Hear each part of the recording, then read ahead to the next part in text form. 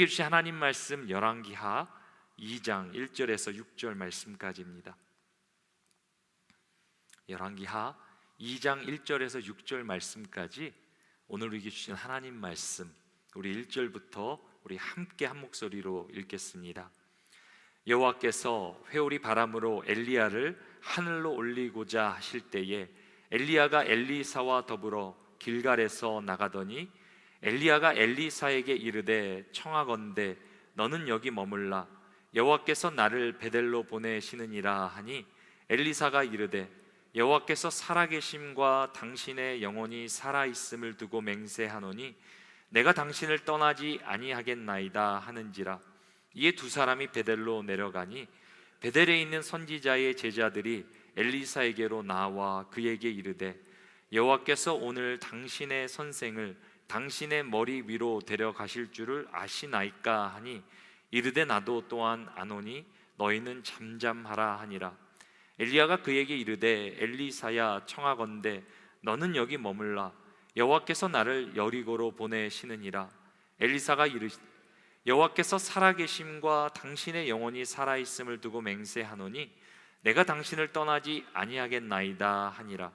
그들이 여리고에 이르매 여리고에 있는 선지자의 제자들이 엘리사에게 나와 이르되 여호와께서 오늘 당신의 선생을 당신의 머리 위로 데려가실 줄을 아시나이까 하니 엘리사가 이르되 나도 아노니 너희는 잠잠하라. 엘리야가 또 엘리사에게 이르되 청하건대 너는 여기 머물라.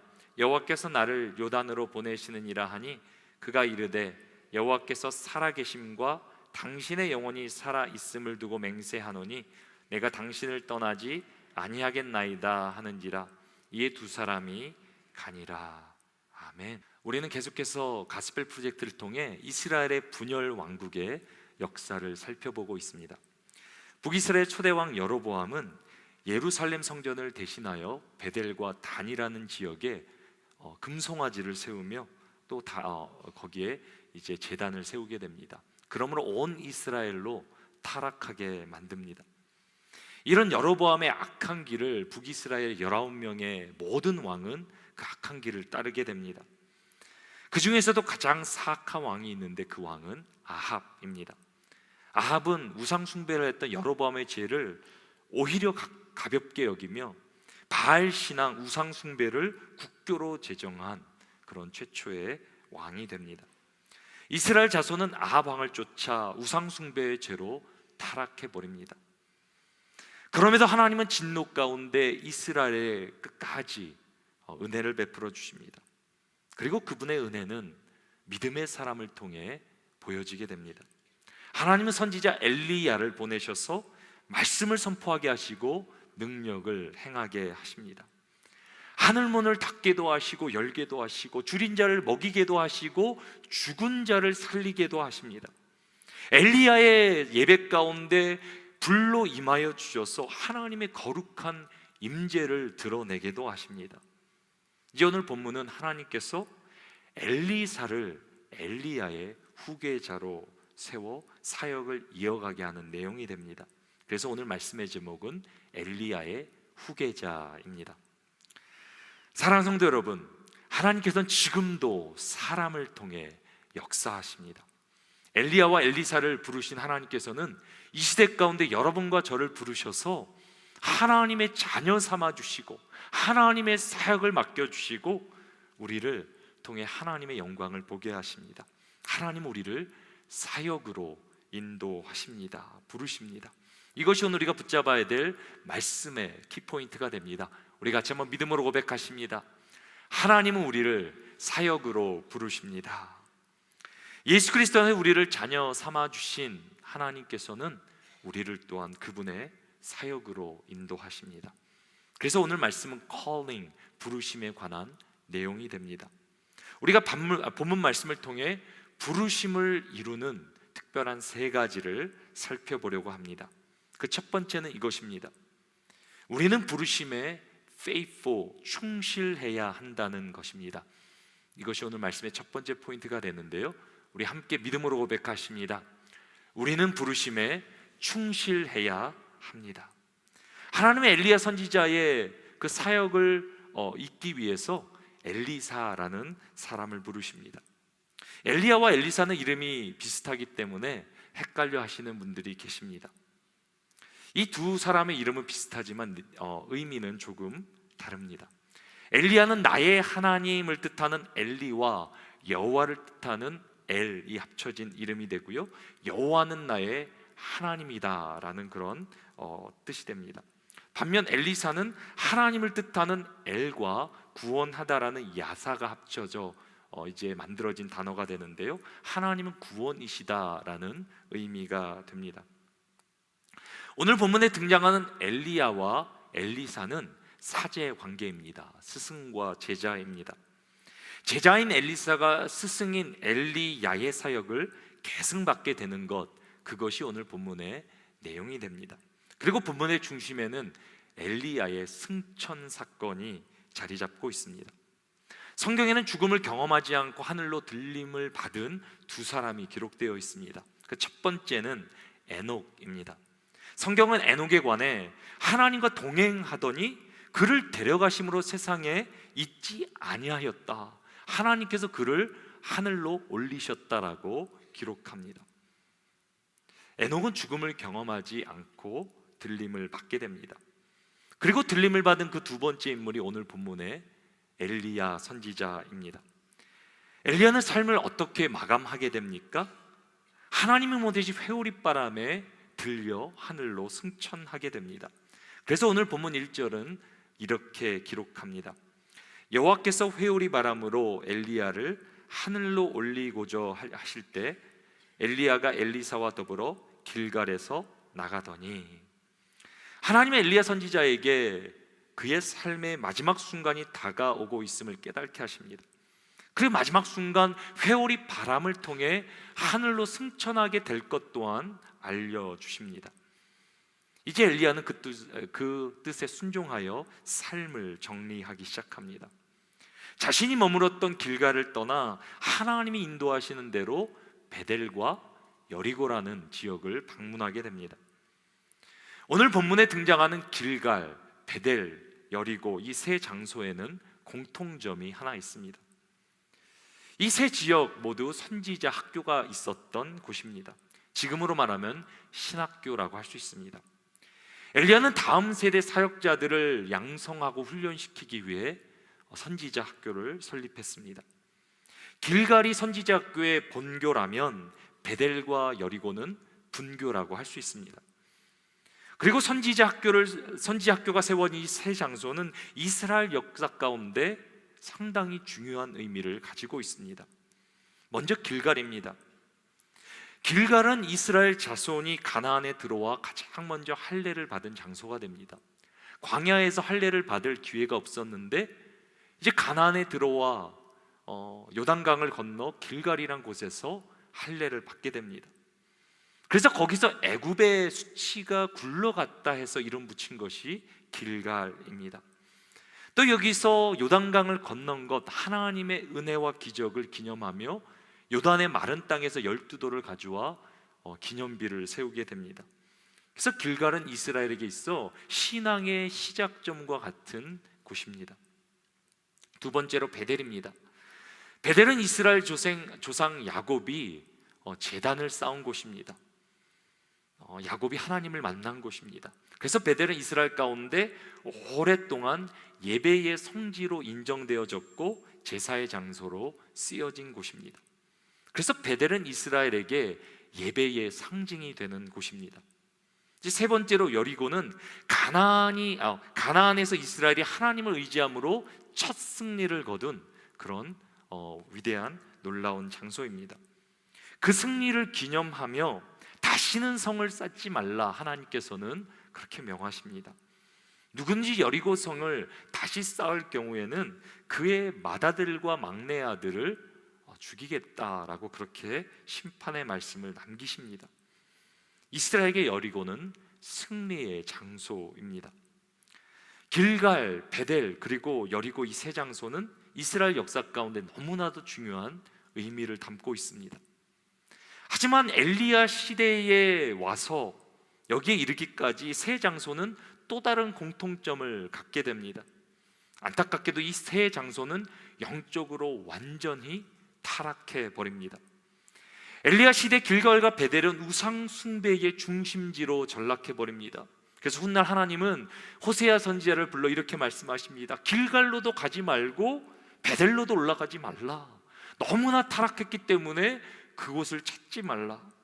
신앙과 예배의 중심지가 우상 숭배의 온상이 되어 버린 것입니다. 그렇다면 승리의 장소 여리고는 어떻게 됩니까? 아방은 하나님 말씀을 무시하고 히엘이라는 사람으로 이 여리고에 다시 성을 쌓게 합니다. 그리고 하나님이 말씀하신 경고하신 그대로 그의 첫째 아들과 막내 아들이 심판을 받게 됩니다.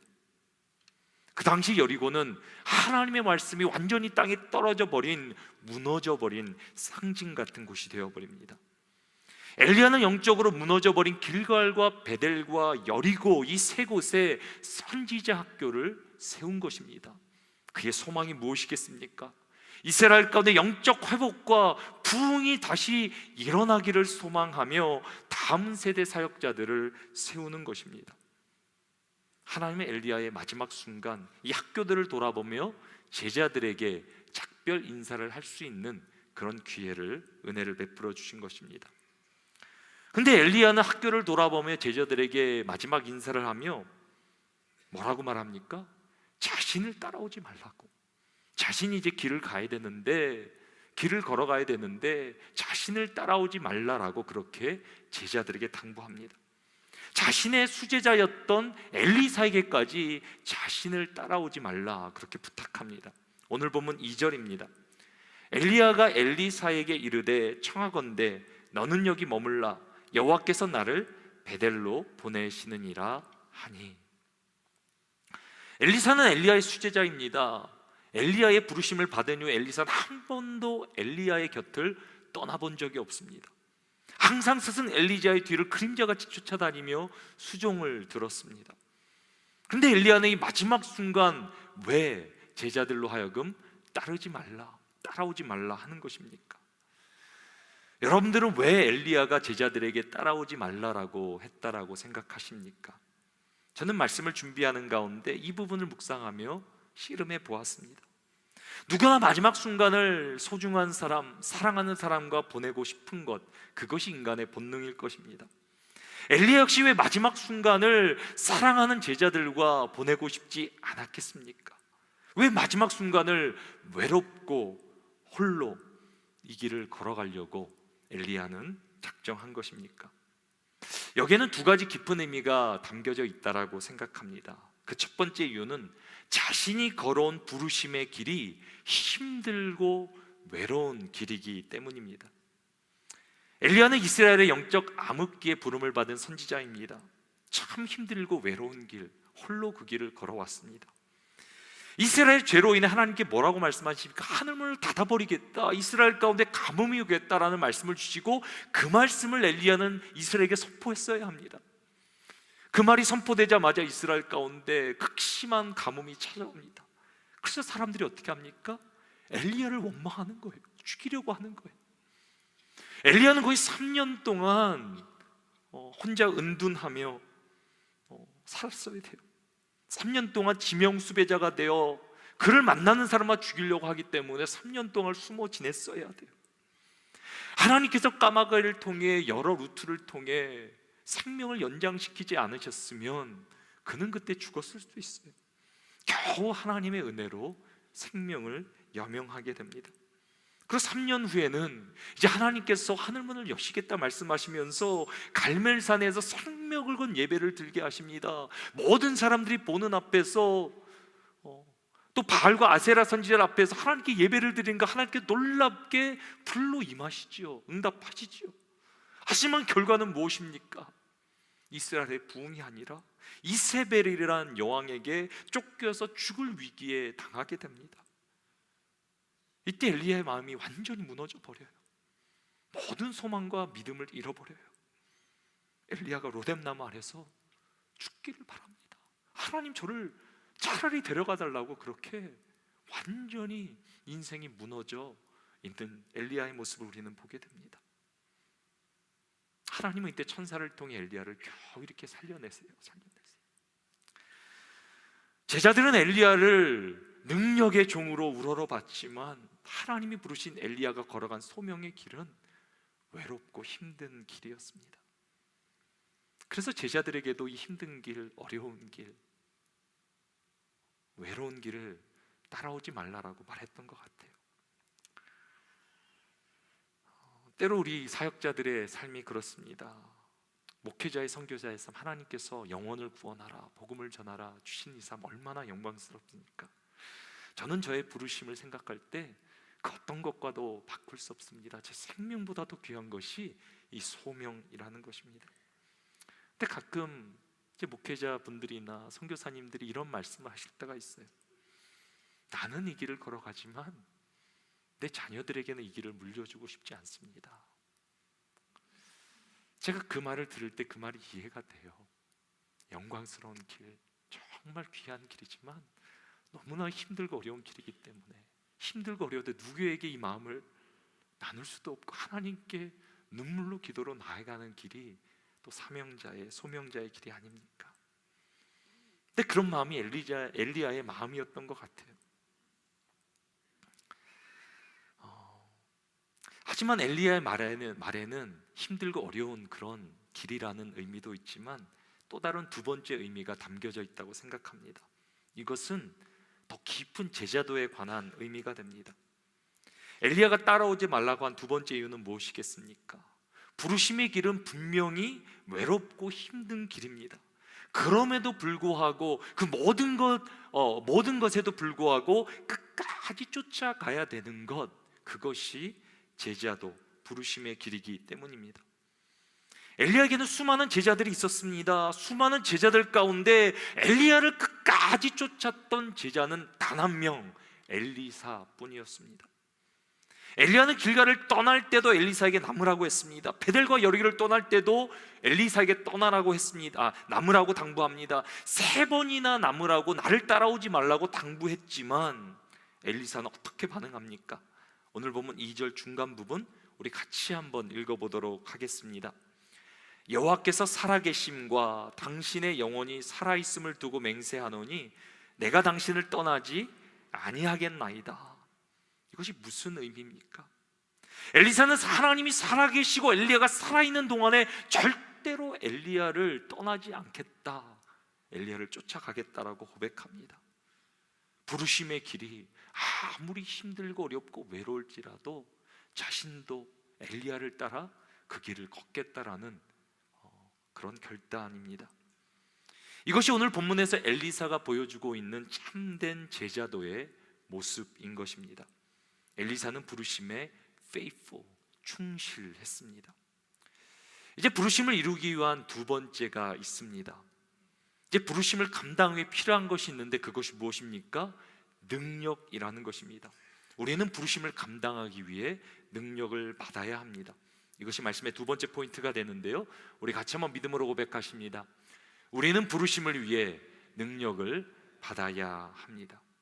이제 엘리야는 선지자 학교들을 잘 방문하고 제자들과 작별 인사도 잘 하고 이제 마지막 장소로 움직이기 시작합니다. 이제 그 마지막 장소는 하나님께서 승천시키겠다라고 말씀하신 요단 강가가 됩니다. 지금 엘리야는 엘리사와 함께 있고 또 여리고 지역에 이제 선지학교 50명이 멀리서 이 두 명을 바라보고 있는 상황입니다. 엘리야 앞에는 이제 요단강이라는 큰 장벽이 있습니다. 이 요단강 앞에 엘리야가 할 수 있는 것이 무엇입니까? 근데 놀라운 기적이 제자들의 눈앞에서 펼쳐지게 됩니다. 바로 요단강이 갈라지는 역사입니다. 열왕기하 2장 8절은 그 역사를 이렇게 기록합니다. 엘리야가 겉옷을 가지고 말아 물을 치매 물이 이리저리 갈라지고 두 사람이 마른 땅 위로 건너더라. 엘리야가 겉옷을 가지고 말아서 요단강을 치니까 놀라운 기적이 일어납니다. 요단강이 쫙 갈라지는 거예요. 그 갈라진 마른 땅 위에 엘리야와 엘리사가 걷게 됩니다. 요단강을 건너게 됩니다. 이때 가장 놀란 사람이 누구였겠습니까? 그 광경을 가장 가까이서 지켜본 엘리사가 가장 놀랐을 것입니다. 엘리사는 엘리야를 쫓아다니며 수많은 기적과 역사를 경험했습니다. 하지만 물이 갈라지는 기적은 다릅니다. 물이 갈라지는 기적은 모세나 여호수아 시대에만 일어난 역사인 줄 알았을 것입니다. 그런 전설 같은 기적이 엘리사의 눈앞에 펼쳐진 것입니다. 이런 상황 가운데 엘리야는 엘리사에게 이렇게 질문합니다. 열왕기하 2장 9절입니다. 엘리야가 엘리사에게 이르되 나를 내게서 데려감을 당하기 전에 내가 내게 어떻게 할지를 구하라. 지금 요단강이 쫙 갈라지는 기적이 일어난 후에 엘리야가 엘리사에게 말하는 거예요. 이제 내가 네 곁을 떠나게 될 텐데 내가 너에게 무엇을 해주면 좋겠냐라고 물어보는 거예요. 만약에 엘리사가 엘리야의 능력을 구하게 된다면 어떻게 구하겠습니까? 아니, 엘리야의 능력 절반만 받아도 구해도 대단한 것 아닙니까? 아니, 아무리 믿음이 좋다 할지라도 엘리야의 능력만큼 스승 엘리야 당신처럼 되고 싶습니다, 그 정도 구할 것 아닙니까? 근데 놀랍게 엘리야는 오늘 본문에서 무엇을 구하고 있습니까? 열왕기상 2장 9절 말씀, 우리 마지막 부분 같이 한번 우리 믿음으로 함께 고백하십니다. 엘리사가 이르되 당신의 성령이 하시는 역사가 갑절이나 내게 있게 하소서 하는지라. 생각해 보시 바랍니다. 엘리야의 능력 절반도 대단하고 엘리야만큼 능력을 갖는 것도 과분한데 지금 엘리야는 무엇을 구합니까? 당신의 성령이 하시는 역사가 갑절이나 내게 있기를 원한다. 대단한 그런 믿음이죠. 엘리사는 엘리야가 행했던 능력의 더블 포션, 갑절의 능력을 구하고 있습니다. 성경 주석가들은 이것을 해석하는데 엘리사가 유산 상속법에 따라 장자가 구하는 갑절의 유산을 구하고 있다고 해석합니다. 그 당시 자녀들이 상속받을 몫의 2배를 장자는 받을 권리가 있었습니다. 하지만 엘리사는 그저 자신이 받을 몫의 갑절을 구하는 것이 아닙니다. 엘리야가 행하는 능력의 2배를 구하는 것입니다. 차원이 다른 거죠. 오늘 본문이 소개하는 기적이 있는데요, 요단이 갈라진 기적도 정말 놀라운 기적이지만 그것보다 더 큰 기적이 무엇입니까? 오늘 엘리사가 보여준 믿음, 엘리야의 능력보다 2배의 능력을 구하는 그 믿음, 그것이 오늘 본문이 우리에게 보여주고자 하는 가장 큰 기적이에요. 이 믿음은 엘리사 자신에게 온 것이 아니라 하나님께서 엘리사에게 허락하신 믿음이에요. 우리 한번 엘리사의 믿음을 따라 우리도 함께 한번 고백했으면 좋겠습니다. 저를 따라해 주시기 바랍니다. 갑절의 능력을 주소서. 갑절의 능력을 주소서. 저는 엘리사에게 임했던 갑절의 능력이 여러분들 모두에게 임하게 되기를 주님의 이름으로 축원합니다. 우리가 여기서 던져야 될 중요한 질문 하나 있습니다. 왜 그러면 엘리사는 갑절의 능력을 구했는가? 엘리야는 이스라엘 가운데 가장 존경받고 놀라운 능력의 종입니다. 엘리사도 그 사실을 잘 알고 있어요. 성령이 엘리야를 통해 역사하신 갑절의 능력을 구한다는 건 말도 안 되는 거예요. 상상도 할 수 없는 일이에요. 엘리사가 교만한 것입니까? 주제 파악을 못하고 있는 것입니까? 엘리사는 겸손한 사람이에요. 그런데 엘리사를 제가 이 말씀을 깊이 묵상하는 가운데 제 안에도 엘리사와 같은 똑같은 갈망, 그 마음이 있다는 것을 발견하게 되었습니다. 저는 제 신앙을 돌아보며 가장 감사한 것이 한국교회에서 자란 거예요. 또 한인 이민교회에서 신앙을 배운 것, 그것이 저의 가장 큰 기쁨이자 자랑이자 감사의 제목이에요. 저는 이민교회를 통해 귀한 장로님들, 권사님들, 집사님들을 통해 신앙이라는 것을 배웠어요. 또 좋은 목사님들 통해 사역에 대해서 배웠어요. 저는 그분들을 바라볼 때마다 감히 흉내조차 낼 수 없는, 범접할 수 없는 믿음의 사람들이라는 생각이 들었어요.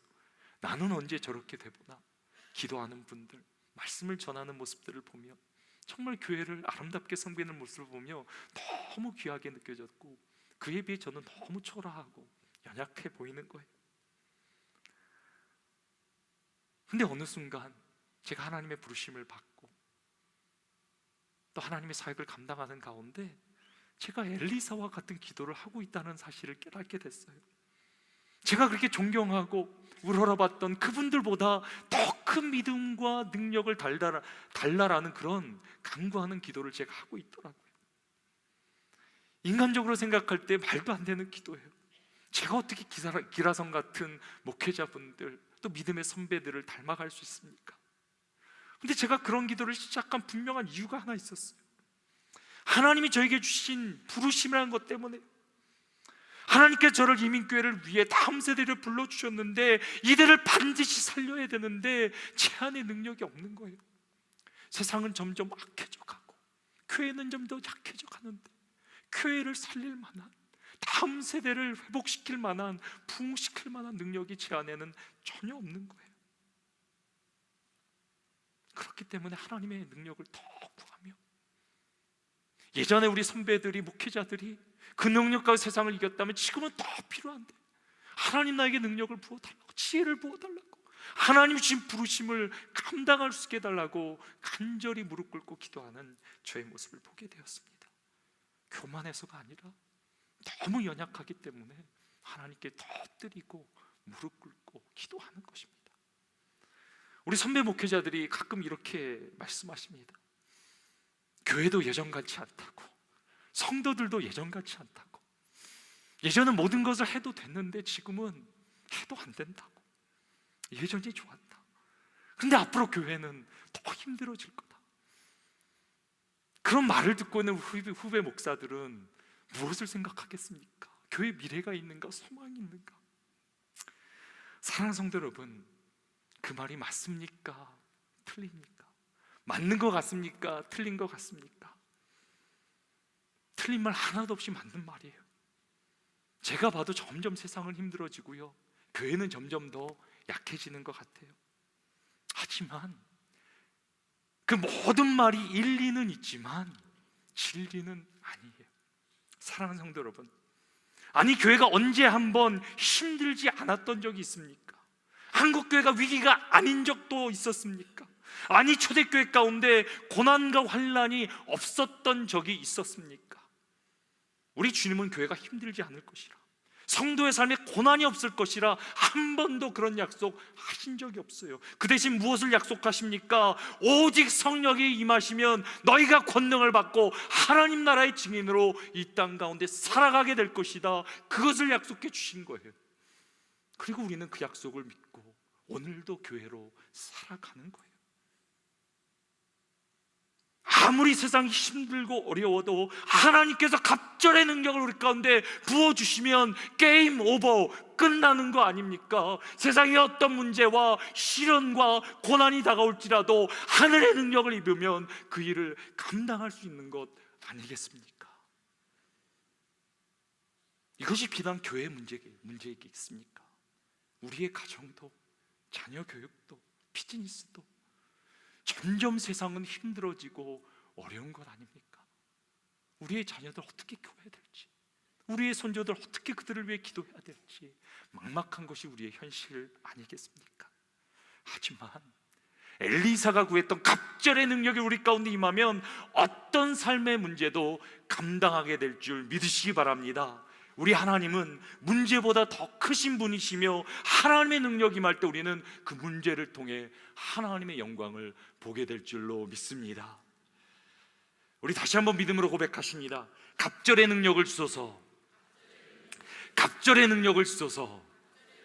사랑하는 성도 여러분, 엘리사가 구했던 갑절의 능력이 우리 모두에게 임함으로 이 시대에 하나님이 주신 부르심을 능히 감당하는 저와 여러분들이 되시기를 주님의 이름으로 축원합니다. 엘리야는 하나님의 부르심에 충실했고 그 부르심을 위해 능력을 구했습니다. 이제 그 부르심을 이루기 위해 필요한 마지막 세 번째가 있습니다. 우리는 부르심을 위해 준비되어야 한다는 것입니다. 우리 마지막 세 번째 포인트, 우리 믿음으로 함께 고백하십니다. 우리는 부르심을 위해 준비되어야 합니다. 엘리야는 자신을 끝까지 쫓아오며 갑절의 능력을 구했던 엘리사에게 이렇게 말합니다. 열왕기하 2장 10절 말씀입니다. 이르되 내가 어려운 일을 구하는도다. 그러나 나를 내게서 데려가시는 것을 내가 보면 그 일이 내게 이루어지려니와 그렇지 아니하면 이루어지지 아니하리라 하고, 엘리야는 갑절의 능력을 구하는 자신을 쫓는 엘리사를 향해 뭐라고 말합니까? 불가능한 일이 아니라라고 말해요. 여기서 불가능한 일이라고 할때 얼마나 우리가 힘들었을지 모릅니다. 불가능이 아니라 어려운 일을 구하는도다. 왜 어려운 일입니까? 엘리사가 구하는 능력은 엘리야가 줄 수 있는 능력이 아니기 때문에 그래요. 성령이 행하셨던 능력이기 때문에 성령님이 허락하셔야 엘리사에게 임할 수 있는 능력이기 때문에, 더 나아가 어려운 일이라는 것은 엘리사가 택한 길이 고난의 길이라는 그런 의미 또한 내포하고 있습니다. 엘리사가 구하는 일은 성령님이 허락해 주셔야 하고 또 그 길은 고난의 길이라고 말하고 있는 것입니다. 하지만 엘리사가 끝까지 엘리야를 쫓아 그 부르심의 길을 따라간다면 하나님께서 너의 소원을 이루어 주실 거라라는 권면의 말씀을 주고 있는 것입니다. 그리고 엘리사는 끝까지 부르심의 길을 쫓아갑니다. 그리고 결국 엘리야의 승천까지 목격하게 됩니다. 열왕기하 2장 11절 말씀입니다. 두 사람이 길을 가며 말하더니 불수레와 불말들이 두 사람을 갈라놓고 엘리야가 회오리 바람으로 하늘로 올라가더라. 이제 엘리사는 자기의 스승 엘리야가 병거를 타고 불병거를 타고 회오리 바람에 휩쓸려 하늘로 올라가는 모습을 목격하게 됩니다. 그래서 소리질러 보지만 이제 스승은 이제 이미 하늘 위로 사라지게 됩니다.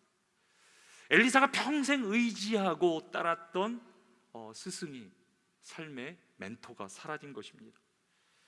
이제 남은 것은 엘리야 몸에서 떨어진 겉옷 한 벌입니다. 이제 엘리사는 어떻게 해야 합니까? 엘리사는 어떻게 합니까? 엘리사는 스승이 떠난 것에 대해서 슬퍼하지 않습니다. 자신의 겉옷을 둘로 찢어버리고 엘리야, 스승이 남겨준 겉옷을 취하게 됩니다. 엘리야의 겉옷은 하나님의 부르심을 의미합니다. 엘리사는 잠시도 머뭇거리지 않고 주저함 없이 엘리야가 걸었던 소명의 길을 자신도 걸어가기 시작합니다. 엘리사는 준비된 사역자인 것입니다. 준비된 사역자란 준비를 많이 한 사역자를 말하는 게 아닙니다. 제가 주위에 사람들을 보는데요, 평생 준비만 하는 사람이 있어요. 공부만 하고 한 번도 써먹지도 못하고 준비만 하는 사람이 있더라고요. 또 어떤 사람 제가 볼 때 준비가 충분히 됐는데도 뭐 이렇게 부탁하면 항상 사양하고 거절하는 분들이, 준비가 안 됐대요. 너무 많이 준비가 됐는데. 오늘 본문이 말하고 있는 준비된 사역자는 누구입니까?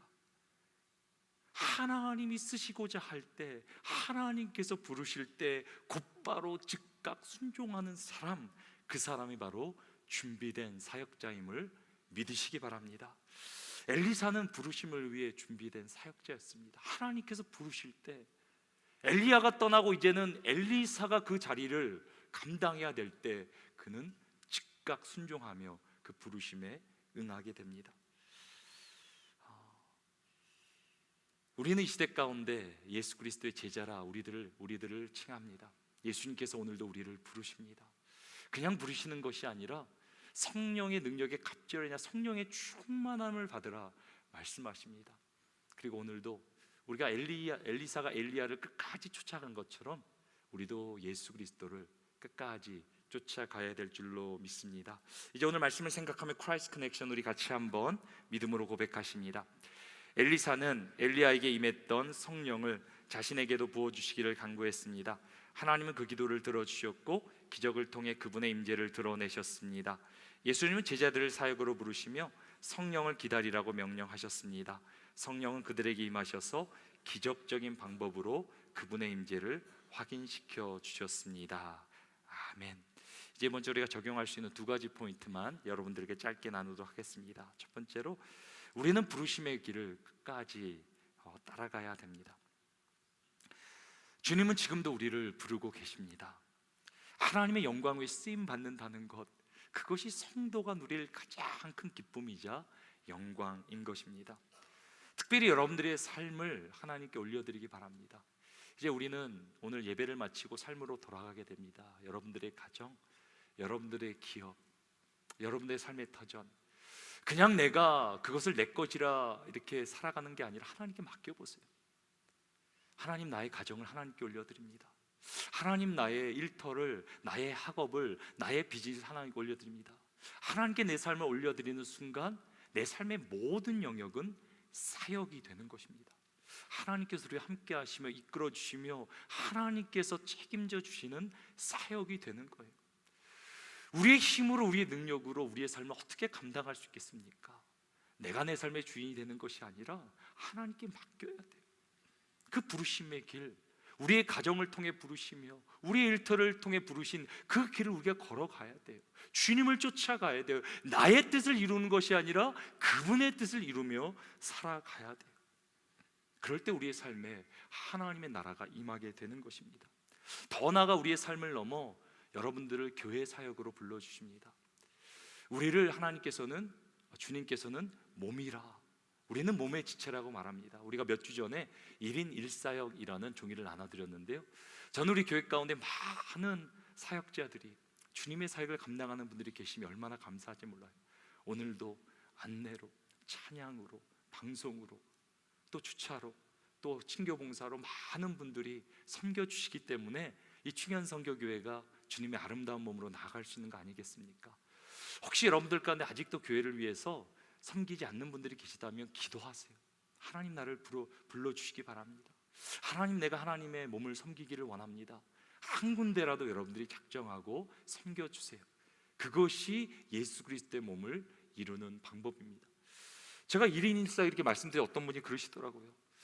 목사님, 제가 여러 사역하고 있는데 1인 1사역 하니까 이제 하나만 하겠습니다. 그런 분들이 계시는데 그러지 마시고요. 또 하나님께서 분량 주시고 능력 주시면 더 많이 사역하세요. 사역의 밸런스는 필요하지만 여러분들이 만약 여건이 되신다면 주님의 몸된 교회를 더 많이 섬기세요. 하나님께서 여러분들의 가운데 더 큰 은혜와 믿음을 주실 줄로 믿습니다. 우리는 부르심의 길을 끝까지 예수 그리스도 쫓아 따라가야 됩니다. 그리고 두 번째, 우리는 부르심을 감당하기 위해 능력을 받아야 됩니다. 이것은 영적 전쟁이고요, 영적인 부분이 있기 때문에 우리의 힘과 능으로 감당할 수 없습니다. 엘리사가 구했던 것처럼 우리는 그래서 성령의 갑절이 아니라 예수 그리스도께서는 성령의 충만함을 받으라. 성령의 충만함, 하나님께서 우리에게 약속하신 부분이고요, 특별히 제자들이 예수님의 그 말씀에 순종하여 오순절 다락방에서 기도할 때 성령의 충만함이 임하고 능력이 임하고 세상이 감당할 수 없는 믿음의 삶을 초대교회 성도들은 살아갑니다. 우리도 마찬가지로 그 부르심을 감당하기 위해 능력 받아야 됩니다. 그러려면 여러분들 기도하셔야 됩니다. 기도. 여러분들 하루의 삶을 시작하기 전에, 여러분의 가정과 일터를 시작하기 전에 기도하셔야 돼요. 하나님, 나에게 능력 주옵소서. 하나님의 능력으로 나의 사역을, 나의 삶을 감당하기 원합니다. 능력 받지 않으면 이제 이 시대를 우리가 감당할 수 없어요. 특별히 비즈니스 하시는 분들, 지금 우리는 한치 앞을 볼 수 없는 시대를 살고 있는데요, 저는 여러분들 가운데 요셉에게 주신 놀라운 지혜와 능력과 형통의 은혜가 임하게 되기를 주님의 이름으로 축원합니다. 하나님의 능력을 받아야 우리는 하나님의 부르심을 감당할 수 있습니다. 특별히 이번 한 주 이제 충현동산이 시작됩니다. 여러분들 충현동산을 위해 기도해 주세요. 우리 31명의 지원자들 그리고 봉사자들이 함께 주님의 은혜를 갈망하며 은혜의 동산으로 오늘 떠나게 됩니다. 근데 제가 참 감사한 게요, 하나님께서 이번 충현동산 통해 큰 은혜 주실 것을 저는 그렇게 믿어요. 어제 제가 우리 충현동산 팀한테 이렇게 연락을 받았는데, 저희 교회뿐은 아니에요. 다른 교회뿐인데 큰 수술을 한 지 이렇게 몇 달이 되지 않았어요. 몸이 아직도 힘든데 은혜를 너무 사모하시는 거예요. 사모하다가 우리 충현동산을 듣게 된 거예요. 올라오시겠다고. 저희는 받아도 되나 안 되나 했는데 은혜를 그렇게 사모하는데 받아야 될 거 아닙니까? 제가 이번에 기대가 돼요. 은혜를 사모하는 분들이 지금 충현동산에 올라와 우리가 함께 기도하며 성령의 능력을 받을 때 하나님께서 어떻게 우리들을 통해 역사하실까? 저는 기대가 되는 거예요. 여러분들 기도해 주세요. 이번 충현동산을 통해 우리의 모든 삶의 문제가 해결받고 하나님의 능력이 임하고 하나님의 은혜가 충만한 동산이 될 수 있도록 여러분들을 위해 기도해 주시기를 바랍니다. 또 여러분들 가운데 또 할 수 있는 분들은 함께 동참도 해주시고요, 또 여러분들도 정말 충현동산을 경험하셨다면 그 은혜를 또 갈망하며 또 이번 한 주를 살아가게 되기를 바랍니다. 이제 마지막으로 주님이 우리를 부르시며 우리에게 주신 약속의 말씀으로 오늘 말씀을 마무리하도록 하겠습니다. 우리 사도행전 1장 8절 말씀 우리 같이 한번 믿음으로 고백하십니다. 오직 너희가 성령이 너에게 임하시면 너희가 권능을 받고 예루살렘과 온 유대와 사마리아 땅끝까지 이르러 내 증인이리라 하시니라. 아멘. 이번 한 주도 하나님의 부르심에 충실하며 하나님의 능력받고 하나님의 그 사역에 준비됨으로 하나님께도 귀하게 써주시는 영광스러운 삶을 우리 모두가 살게 되기를 주님의 이름으로 축원합니다.